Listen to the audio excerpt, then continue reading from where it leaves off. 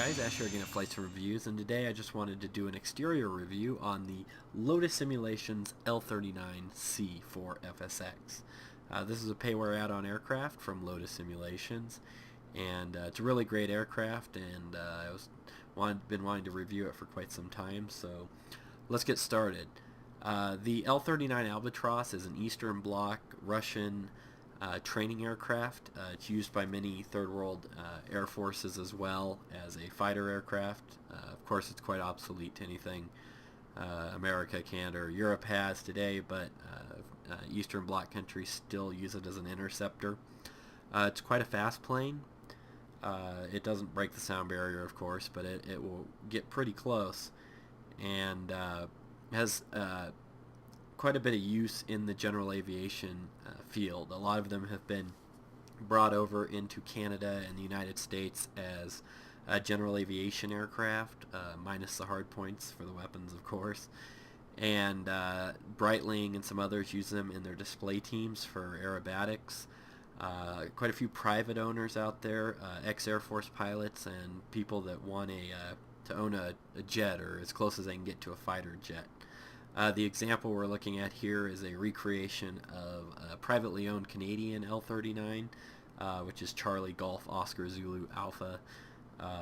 It's a privately owned L-39. These aircraft, within reason, are actually pretty affordable. They're between 200 and 400,000, depending on service, the condition, total time, turbine time, cycles, etc. So considering their capabilities, they're quite affordable. So a lot of guys who want to own a jet have purchased this aircraft. So anyways, let's get started on the external review. The external model is really good, guys. Everything's here, the pitot tubes, the shape of the aircraft's really good. It's really nice they have both the canopies come up. They look very nice, including the hinges when they're open. The actual shape of the jet, the proportions look right to the Albatros, so that's a really, really nice feature. Sometimes the add-on aircraft, the proportion seems kind of out of whack, so this one is not out of whack in any way. The texture is really good, guys. It's not the best I've seen, and it's certainly not the worst. This is an aircraft that came out several years ago, so it's not a new aircraft by any means.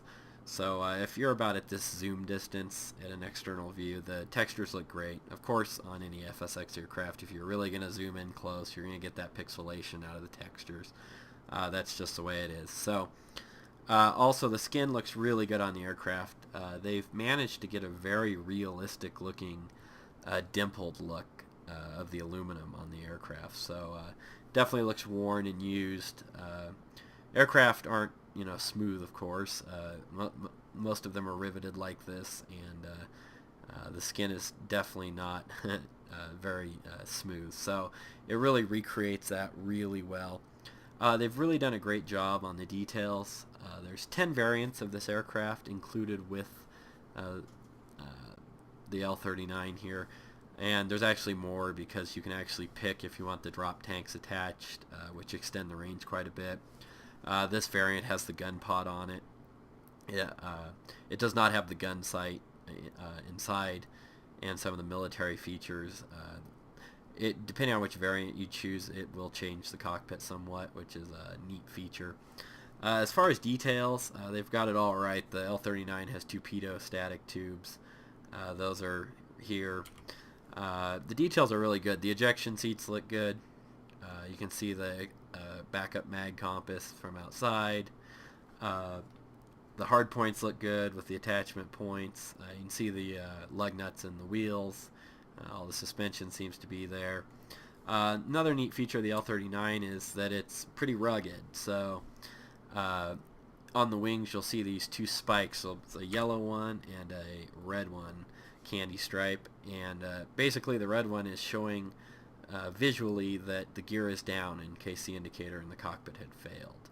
So and then the yellow, or the B striped one, is for the flaps, showing extension, it will actually be half of this height if they're only extended in their medium position. So it also gives you an idea if you have a failure inside of the gear and flap position, and of course this is on the nose for the nose gear as well. The pilot can see, just look up over the dash and see that the nose gear is extended. Also, this is not a glitch, just so you guys know. The elevators on this plane are counterweighted to relieve control force for the pilot. So when it is sitting down with no airspeed, the elevators do tip up. So that's correctly modeled, which is a really nice touch. The animations are really smooth on this, guys.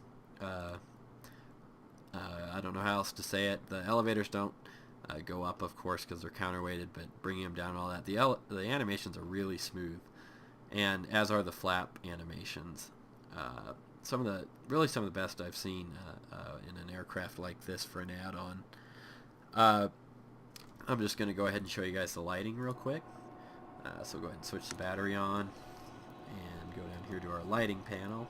Go ahead and turn on the nav, strobes, beacon, and the landing lights are over here. Of course there's cockpit lights, but we'll get to that stuff later. And again, they look really nice. Both the landing lights in the tip tanks come on, which is correct to the aircraft. The beacon comes on, and of course your strobes and your navs on the tips. So it's really a great looking aircraft, guys.